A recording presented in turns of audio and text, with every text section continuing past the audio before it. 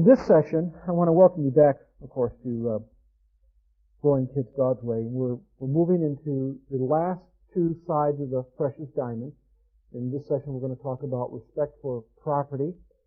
And the second side, the last side, is respect for nature. We cover both of those sides of the diamond. We're going to start right off so with respect for property. What is my reasonable duty towards you? When I respect your property, am I placing value on you? And the answer, of course, is yes, I am. I am demonstrating that you are precious by respecting your property. But what does all of this mean? Now, before we speak about respect for property, we need to first define two key terms. One is the general term property, and the second one is the broader term dominion. You may want to jot this down in your outlines. These are simple definitions, certainly. Property is that which is tangible, physical, and within my ownership. That's what property is. It's something that's tangible, physical, within my ownership. It's my property, your property, our property. It's property that is held privately or jointly or in common. For example, privately, this is my tithe. Jointly, this is our building. It belongs to the members of the church that gave the money to build the building. Property held in common is the freeway that brought you here tonight. We paid our taxes. We all own, in a sense, the freeway. On the other hand, dominion is different. Dominion refers to that which I am responsible over, both in the physical and non-physical realm. It includes property, certainly, but it goes beyond that. Dominion speaks to the issue of my time or your time, the respect for your time, for your space, for rights and privileges. Dominion is a broader term. Now think of dominion as the positive side of ownership. Dominion is the positive side of ownership. Selfishness is the negative side of ownership. It is our belief that God placed within every human being a dominion sensor. Now, how it works, I'm not sure. We just believe it's really there. This sensor is very sensitive to the violations and goes off whenever there's an encroachment on your dominion. Whenever your dominion is threatened, all of a sudden this little sensor goes off and sends you warning. I think that the most classic illustration of this is seen early on in childhood. You have seen this. You have experienced it. Maybe you have not defined it or did not define it at the moment. But you take a little child walking up here. You take a 3, 4, or 5-year-old walking up and they have a bag of candy. And they're walking up the aisle and I get down and say, Jimmy, what do you have there? And he will show Mr. Ezzo his bag of candy. And if I say to him, Jimmy, can Mr. Ezzo have a taste of one or two? And well, Jimmy would probably, a normal child, would probably take the bag and put them in my hand. Not like adults. They wouldn't count them. They wouldn't say, oh, well, this one fell on the floor. You can have this one. He would pour them into my hand and say, here, Mr. Ezzo. Okay? Normal child. You take the same child walking down the aisle with the same bag of candy. And I get down and say, Jimmy, what do you got? Give me some of that. And I reach for it. What is the natural response of the child? Or natural response of you? Why? Same child, why? Because in the second scenario, his dominion was being threatened. The first thing he did was, number one, I don't want to share with you. Number two, I'm pulling in. I don't know what's going on, but I'm not going to give this up, you see. That sense is in all of us. Every one of us. There is something within man that desires to stay watchful over our property, over our dominion. And listen, it is wrong to assume it is always greed that drives the child. I think that's where parents make such a major mistake in working with their siblings. That somehow we think that if a child is protective of dominion or a toy, that somehow it's selfishness, that it's greed. Oftentimes it's not greed. It's not selfishness. It's a matter of dominion and the stewardship that's associated with dominion. Now, how we handle our ownership and our stewardship and how we share what we have with others is largely determined by the character qualities and the understanding of this dominion factor of life. If you understand dominion, you're going to, again, be well on your way to understanding how to share and how to train your children ultimately how to share. Now, Anne-Marie and I have attempted to mold into our children from the earliest days a high degree of respect for your property, for your dominion. And that's what you have to do from the beginning. It has to be resident in your thinking, this concept of respect for someone else's property. When the girls were young, when they were just a little bit older than Rugrats, we began to teach them what was off limits in our home. The stereo was off limits, and the curtains were off limits, and the Christmas tree was off limits, and all of those things, they were off limits. Now, we did that because they needed to have external boundaries. We did that because it's so important to their healthy development. But we also did it for another major reason, ethical reason. We did it because when we brought our children to your house, you would not have to worry about us coming in, rearranging your living room, rearranging and kicking your pets out, and doing everything. You see, the second worst thing you can do as a mom and dad is to rearrange your living room rather than training your child. The first worst thing you can do is to go into someone else's house, violate their dominion, and start rearranging their house and their living room. The issue is not whether their house is baby-proof. The issue is whether or not you have properly trained your child not to touch what he should not be touching and know how to respond. The issue has to be motivated by ethics. It has to be motivated by a right understanding of respect for someone else's property. You cannot motivate and make decisions based on your feelings. Ethics do not come from feelings. Ethics comes from theology. If you have feelings and you think, well, my child has to have the feeling of freedom of expression, you're elevating your feelings above the theology, above what is required. You can't do that. Amy and Jenny were trained not to touch, and I can assure you when we went to your house, they did not touch. You would not have to worry about them pounding on your piano, touching your stereo, or chasing your cat around the house, or investigating any room. Why? For one reason. Because we respect your property, and we trained our children to respect your property. If you want to invite the children to chase a cat, that's different. But we were not going to assume something to be right just because we want it to be right. We'll respect your property. And another thing, when it comes to respecting property and dominion, avoid value substituting. Avoid value substituting. That is, avoid substituting your value system for someone else's value system. Or avoid substituting your value system in place of someone else's value system. I remember hooking up with some friends of ours who had a little guy, and we traveled over a couple of counties to visit another set of acquaintances, and we were sitting in a living room. They had like a 10 or 11-month-old little boy at the time. Our friends in the kitchen preparing something to eat, and there was this little tiny Oriental tea can, very nicely done, and it was on a coffee table. And this little 10-month-old was beginning to move around, and his eye caught that coffee, that little tea can. And he began to move over to it, and Father said, "No, Jason, do not touch it." And he looked at his dad, and he looked at that tea can, and he went right over and grabbed it. And then he turned from his father as if his dad couldn't see it. And Dad went over, took the tea can, slapped his little hand, and said, "No." Daddy said, "No," and put it there. And the mother's response was, "You didn't have to do that. It was only a little can. It wasn't worth anything." The father's response was correct, ethically, biblically correct. "No, honey, it may not be worth anything to you, it may not be worth anything to me, but it's worth something to the people who put it here, and we have to teach our son how to respect someone else's property." We cannot substitute our value system for someone else's value system. You can't do that. You see, in our throwaway American culture, we often have this idea that if it's not worth something to me, then it's not worth anything. Now, folks, let me take this analogy right to where you live.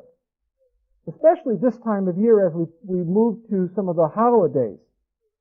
The question I'm going to ask you is, how much value? You may not want to come back after this. How much value does a shopping cart have to you? Actually, that's not the question. The question is, how much value does the shopping cart have to its owner? That's the question. When you do your shopping, and you're all done, you got your groceries there, or if you go to go to the lumber yard and you're hauling out lumber in one of those big super carts, and you unload the groceries or unload your lumber, are you the type of person that looks to see, well, where can I put this cart now? and then you sort of leave it, look maybe to see if anyone sees you, and then hop in the car and pretend it wasn't me. Folks, Christians don't do that. Christians work from a higher standard. You know what Christians do? Christians take their shopping cart back. Why? Because it's respect for property. Not only is it respect for property, it's respect for the next person coming, because every one of you want your dominion sensor to go off? Every one of you gets frustrated when you drive around a parking lot and you say, oh, finally a parking spot. You go to turn in and there's 3 shopping carts there, right? And you begin to think, why do people do that? That's not the question. The question is, why do you do it? How lazy our society has become. The lack of respect shows up in the simplest things, and I want to challenge you. Listen to me. See my face? The next time you go shopping, moms, next time you guys go to that lumber yard, if you load up your car or load up your truck and you take your hands off that cart thinking, I'm going to leave it here, you know what's going to happen? My face is going to appear. My face is going to appear and you're going to see, no, no, no, no, no. I will become as if to be the Holy Spirit. I will convict you. Your conscience is going to bother you all the way. Listen, you want to feel good about yourself? Take the cart back to the front of the store. I love it. All these people, they leave their carts there, and I think, oh, it's a bad person's crippled. You know? And you know, you really want them to feel bad? Man, you look like you're going to leave your cart here. Let me take it back for you. Oh, it's wonderful. You get this exuberant feeling. You want to feel good about yourself? Do what is right. Work from the higher standard. Take your cart back. Why? For the most fundamental reason of all, the preciousness of other people.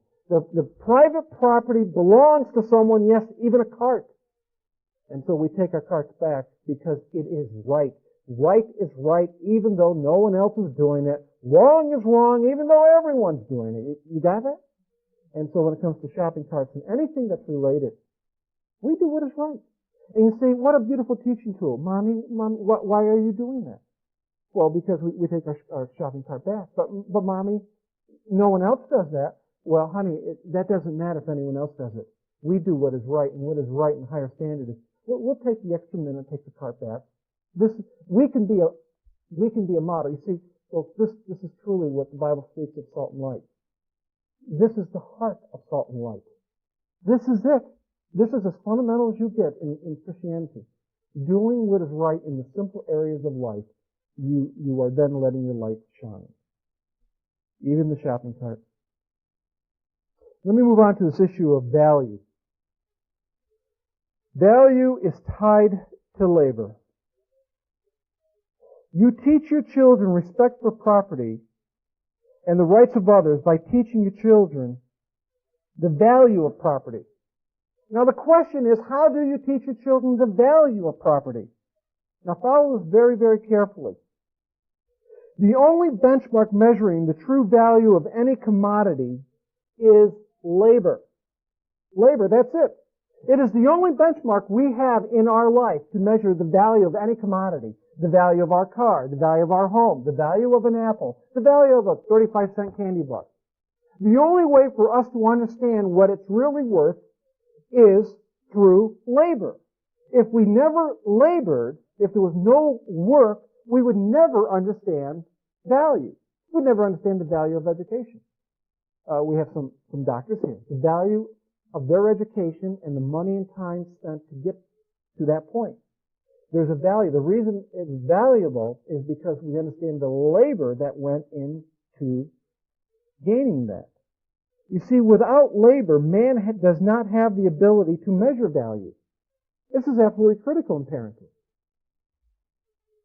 When our girls were younger, they asked one time for a game. Now, back in the 70s, the game cost $25 was a lot of money. Not compared to what we have today, but back then, that was a lot of money. And Daddy, this was special. It's a $25 game, and gee, could you get it for us? And of course, our response is, no, we can't get it for you. But you know, I have work for you. I have a job that I need to get done, and I'll tell you, to me, it's worth $25. And so I said to them, you know those two white 5-gallon buckets down at the barn? And you know how in our big garden, the one we had in New England, where at the end of the springtime and the frost and the cold and the freezing, all the rocks come up and you take them off one year, and anyone who lives in the north understands this. You take them all off, you think you got them gone, and the next year the winter comes and new rocks come up. I said, if you go to the garden and if you could fill up 25 of these white buckets together with rocks, there's plenty, just have to put them in, carry them over to the rock pile, I'll give you children $1 a bucket. Oh, they were all excited. So they went down, got the 2 buckets, and they started loading them up with the big rocks and all the garden and put them in.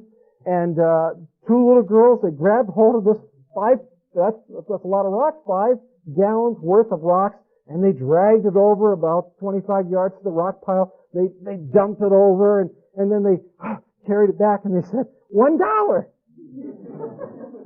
And they filled up a second one, and, it took them a little time, had to take a break, they went and get some water, it was hot, they came back out, dragged it over, dumped it, $2.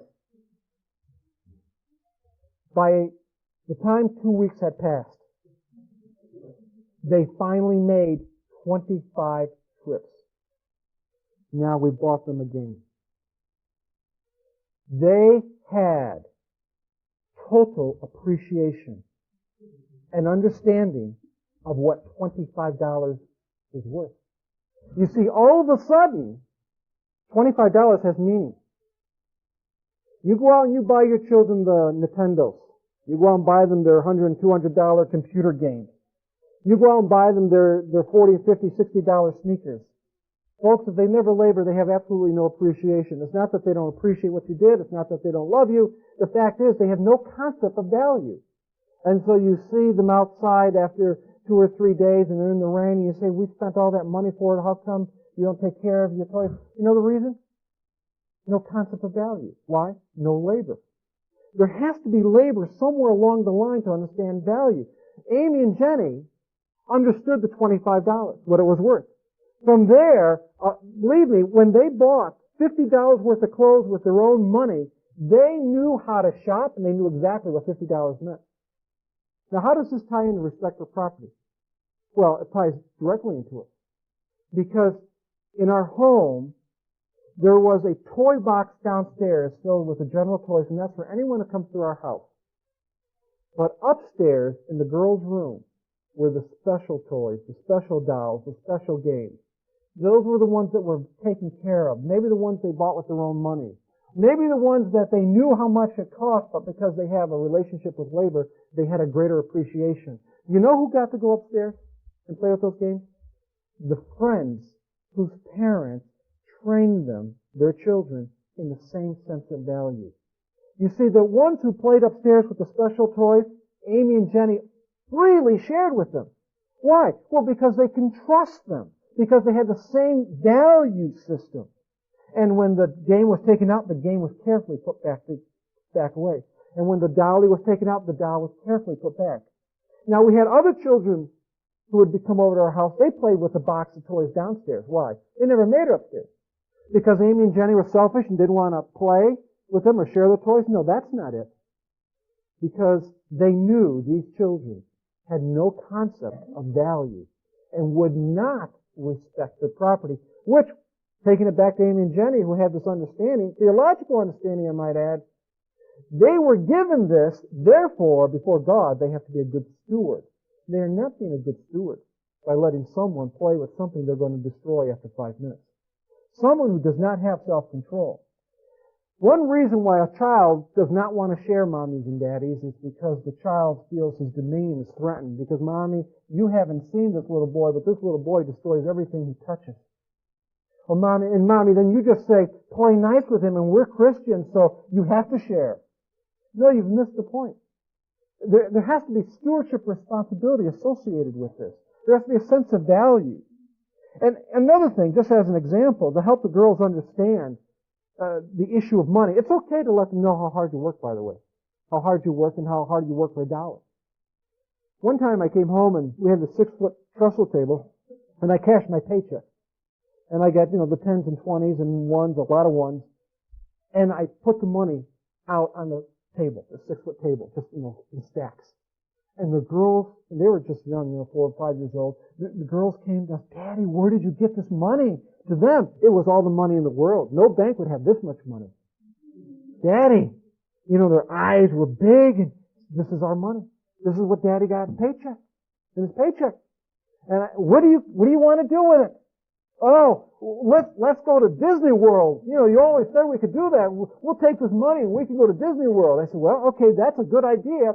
But first, we always give something to the Lord first. And they said, that's okay. So we take off a little bit of money and we set it aside. Now this is for our giving on Sunday. They said, well, we still got a lot. God has blessed us and their eyes are still big. I said, oh, okay. But next, we have to pay the bank for our house, for our mortgage, and that takes a lot. So, you start going through that pile, and you start pulling, and their eyes get smaller, and you set that sum over here. And they say, well, maybe we can just go away for the day, because that's what's left. And, you take a little bit off for your weekly allowance for your bread and for your milk and for your gas, and then you got the electric bill, you got your gas bill, and, by the time we were done, we had this one little narrow strip here. That visual illustration helped the girls understand, you see, it's not what money can buy, it's what money has already bought. You look around you, see how much the Lord has given us. We have this beautiful home. We have clothes, we have food. And the Lord has given us that. Now, you wanted that $25 pair of sneakers. If we just went out and bought you $25 worth of sneakers, again, talking back 1970s, there wouldn't be any money left over for any of us. Maybe what we should do is just take a couple of dollars here, Amy, and a couple of dollars for Jenny, and we'll save it. And over a course of time, we'll have that $25 so you can buy those sneakers. Visual illustrations will help you. We wanted our children to understand value. The reason we wanted them to understand value is so that they know how to respect your property. Yes, and they do. They do. They respect your property very nicely. They respect your property very well. Whether you let them borrow your car now as adults, whether you let them borrow a dress, whatever it may be, they will respect your property. Not because Gary and Anne-Marie, Mommy and Daddy said so, but because they have an ethical understanding and an obligation that you are precious and what you own also is precious. And by respecting your property, I respect you. Finally, we turn the corner and go into respect for nature. It's our last relationship that will bring this mini-series to a close. How do I demonstrate respect for you by respecting nature? Now, I want to be balanced here. I want you to understand Anne-Marie and I are not in any kind of movement, so don't get nervous. We're not into save the squid or anything like that. But we do believe the Bible speaks to this matter of respecting nature, and there are a few qualifying statements I need to make.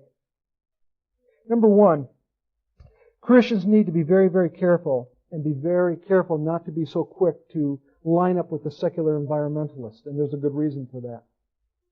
Secular viewpoints on nature and ecology in a post-Christian world have at its core anti-Christian bias, both in terms of the cause of the problem and the solution.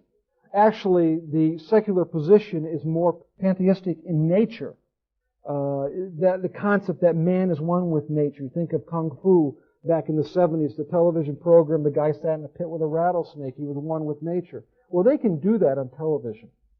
Not get bit. And there are people who can. The idea of pantheism that man is as a blade of grass. We have the same essence. We have the same value. We're all one with nature. Some are using pantheism, the religion of pantheism, as the medicine to solve our ecological problems. We are becoming much more Eastern in our thinking here in the West. Orthodox Christianity is not the root of our ecological problem, although Orthodox Christianity is the one to blame, is often blamed. But Orthodox Christianity is not the root of our ecological problems. Folks, one thing is, man's heart is the root of the problem. Man's self-serving heart is the root of all social problems. It's the destroyer of the earth as well as the destroyer of man's souls. The problem is in Orthodox Christianity, the problem is man's heart, the way we exploit things. We exploit people, and we exploit our natural resources. Now let me give you 3 reasons why we need to respect nature and become active biblical environmentalists in the truest sense. and how all of this is tied to the preciousness of others. Number one, we should respect nature because God created it. Genesis 1, verses 9 through 25, God created it. That's a pretty good reason to respect nature. Nature, like man, has, and this is the key word, the operative word, imputed value. Imputed value as the result of the creation process. That means the value that is within nature is directly the result of God. It's the result of the source of value. The man or the woman who believes the things of nature are there by chance, listen, cannot give anything in nature a real value. Since the source of value, that being chance, is valueless. You see, if life really is a cosmic accident, and I look at the flower and I want to say the flower has value, how can you say a flower has value? Because there's no value in chance. There's no value in a mutant of nature. None at all. You can't have value from nothing. Value has to be derived. It has to be imputed. The things of nature are not in and of themselves autonomous in respect to their value. For example, again, let me use the existence of a flower. The fact that a flower exists does not give it value. But the source of its existence does, and that source is God, you see? The reason why the flower has value is because God, the source of value, created the flower. And He created the flower for man to appreciate and to enjoy. All of nature has value because of the source of value, and all nature has purpose according to the design of creation. One reason for me to respect nature is because God made it, and because of Him, it has value. To say that nature doesn't have value, just take and destroy, that's wrong. God made it. It has value. The second reason man is to respect nature is based upon the very thing Christianity is being blamed for, and it's this dominion factor. It is man's duty to become a steward of creation. That implies protecting and nurturing. When God made man, He endowed him with an aesthetic sensitivity. This is great. An aesthetic sensitivity. Adam was instructed to take care of the garden in Genesis 1:28. It was a perfect garden. Absolutely in all ways. It had harmony. Harmony in color. Harmony in sound. Harmony in structure. And man was told to maintain it. To maintain a perfect garden. Now, if he was told to maintain a perfect garden, obviously God had to put within him the ability to see harmony, to hear harmony, to see how it all fits together. He had to be invested with an eye for order and an eye for harmony. His senses had to be in tune to all of this if God was going to invest him to say, take care of the garden, Adam. Now, man, in spite of the fall, is still responsible to take care of the garden. The earth now is everyone's garden, and we all need to be taking care of it. We need to be giving back to it. We are to nurture it, that it may become fruitful. Taking dominion over creation does not mean destroying nature. It means preserving it. Christianity is absolutely not to blame for our ecological failures. Man's heart is to blame.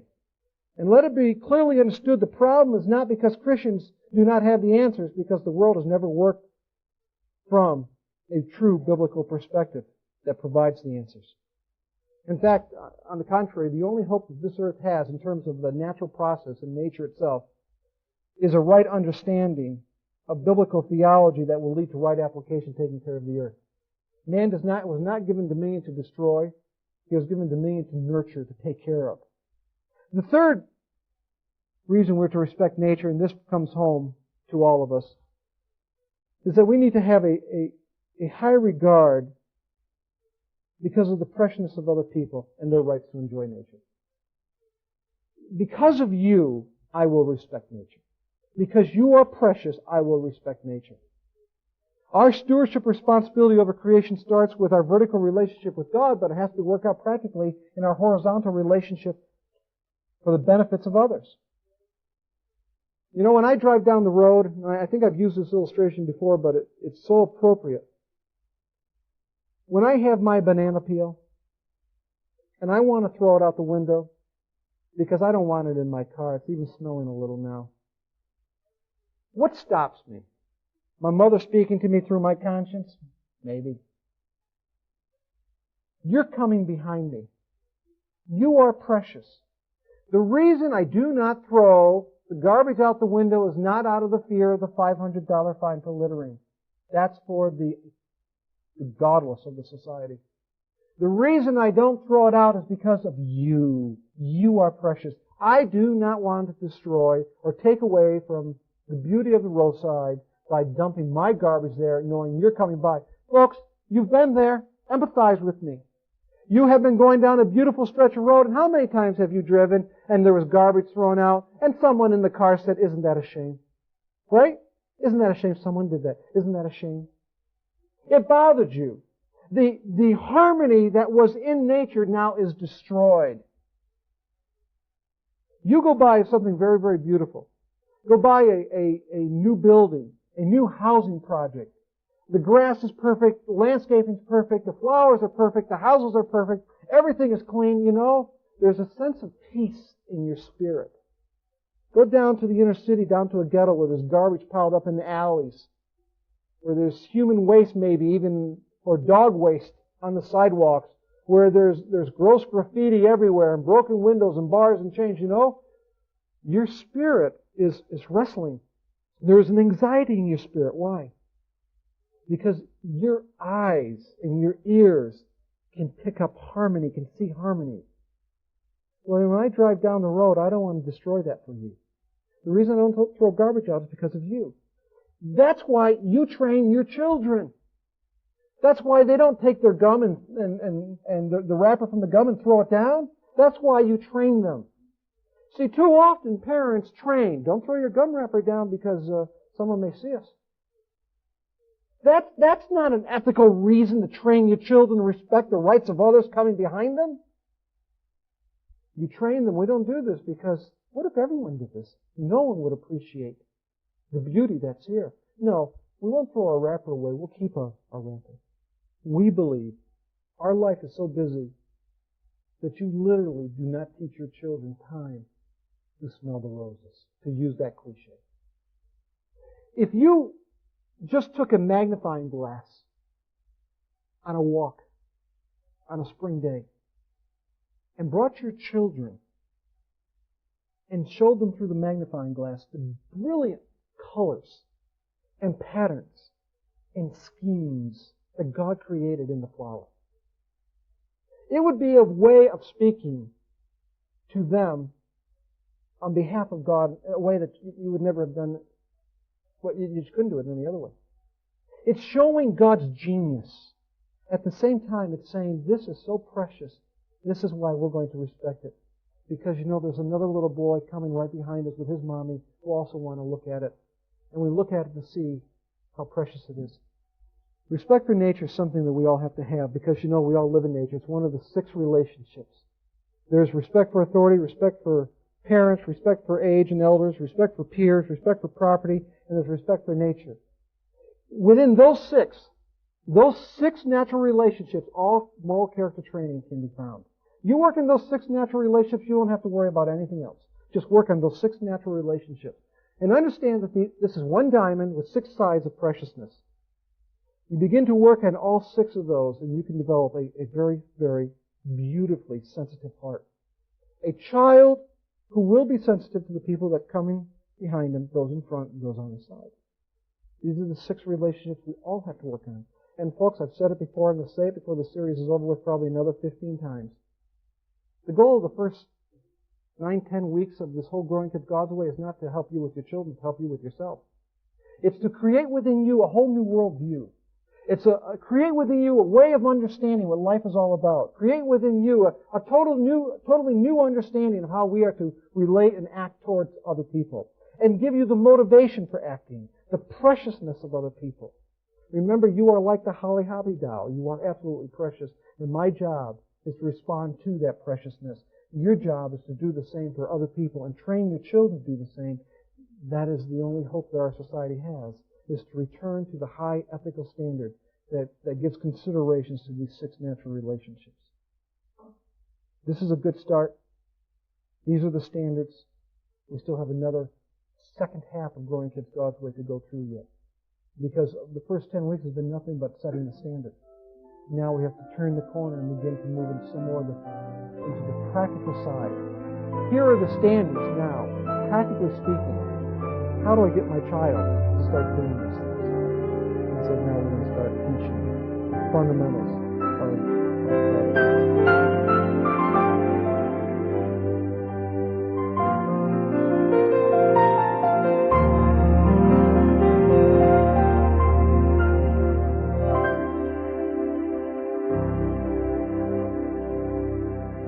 Well, this is our third wrap-up dealing with the issue of respect, and this evening's lesson on respect for property and nature generated, I'm sure, some more thoughts in your mind.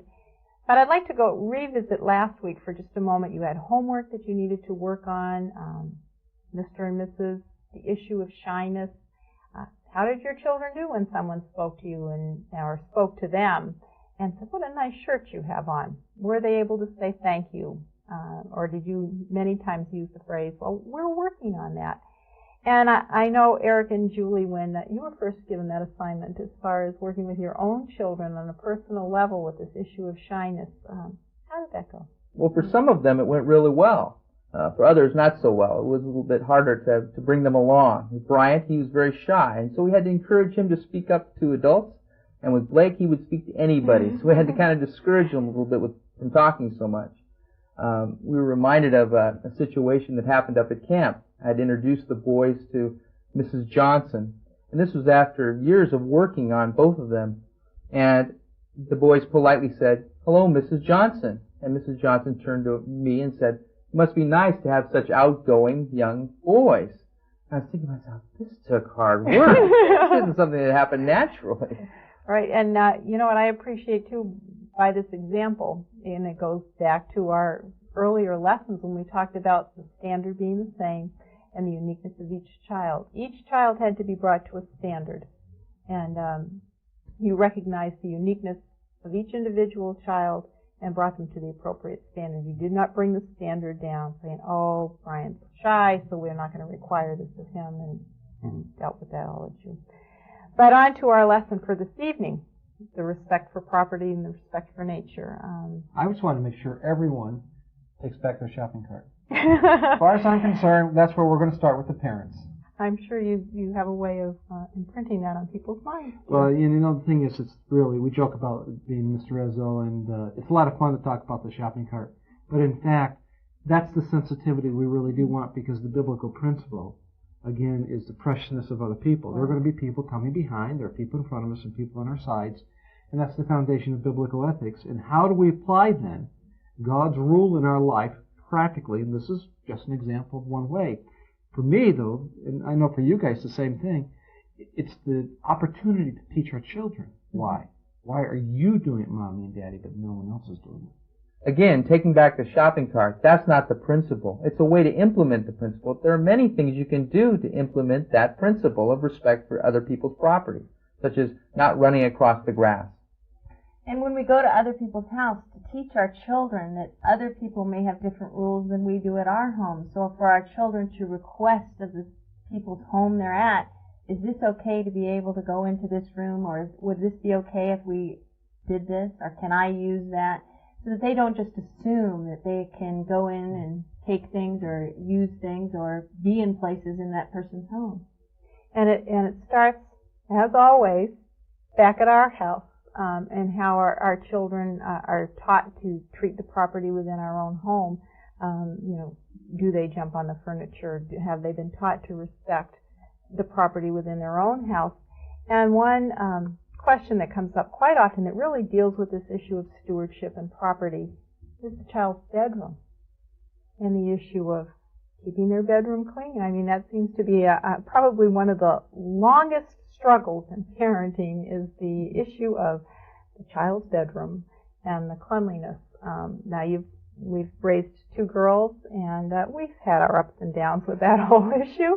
You've got 4 children, and I know that in your particular home situation, the boys share a room and the girls share a room. And I also know, I've been over there enough times, that for the most part, their rooms are neat. So what kinds of things have you taught them in respecting their own property, really, their dominion of their rooms, and helping them to implement that issue of keeping their rooms clean. I think teaching them first that they share a bedroom, that there's other people that are going to come in here because they want to come in and get something, and if your things are all over the place, that's not fair to the other person. So those are some of the first starts. And then teaching them by example, which sometimes our example is not too good, but just teaching them by example that to pick up after yourself. When they leave the restroom after taking a shower or bath, to stop them, turn them around and say, did you leave something in here? As everything that belongs to you picked up, and teaching them that. And another thing that we started implementing, and our children are a little bit older, as soon as their feet hit the floor, to teach them to turn around and make the bed back up. That's the first thing they think about. When your feet hit the floor, I turn around and make my bed. And it's something to be proud of, to say, hey, Mom, I already made my bed. That's come out. This is where Dad's going to really take the initiative to encourage the children to help Mom out, too. By making the bed, by making the room up, keeping it neat, that's helping Mom out, too. I know Erica will often say, is there anything we can do around here to help Mom out? We're a little bit behind. How about you take care of this, you take care of this? And it's, again, a team effort where there's family loyalty. Well, and another benefit in helping children begin to realize, as we work together as a team, and this is a team effort, it gives Mom really more time in the end to be able to spend and do fun things with them. So Mom's day isn't just bogged down with work. Another question that comes up quite frequently, too, is the issue of toys and sharing toys. Other people come into the house. I think you may have covered that to a degree in the teaching. But what about, you've got older children, they've outgrown their toys. And the younger children are coming along, just helping too in that sharing process of the older sibling relinquishing some of those toys to the younger child without having that sense of selfishness. Practically speaking, how has that been an issue? It may not have necessarily been an issue. If you're teaching sharing from the beginning, it may not. But, if we needed to counsel someone that hasn't been applying these principles, what are some thoughts or suggestions that you might give to a mom that's trying to say, okay, we haven't done this. Now what are we going to do? Well, it probably comes back to attitude. They've got to square away their children's attitude before they try to do the tangible items, such as sharing, to teach them that other-oriented, are you thinking of others? And just sharing with the children. The younger they are, of course, the more difficult that would be to do, is to share why you would like them to share. But I think if we just approach it without taking things and without being very abrupt and sharing with them, you enjoyed this a lot.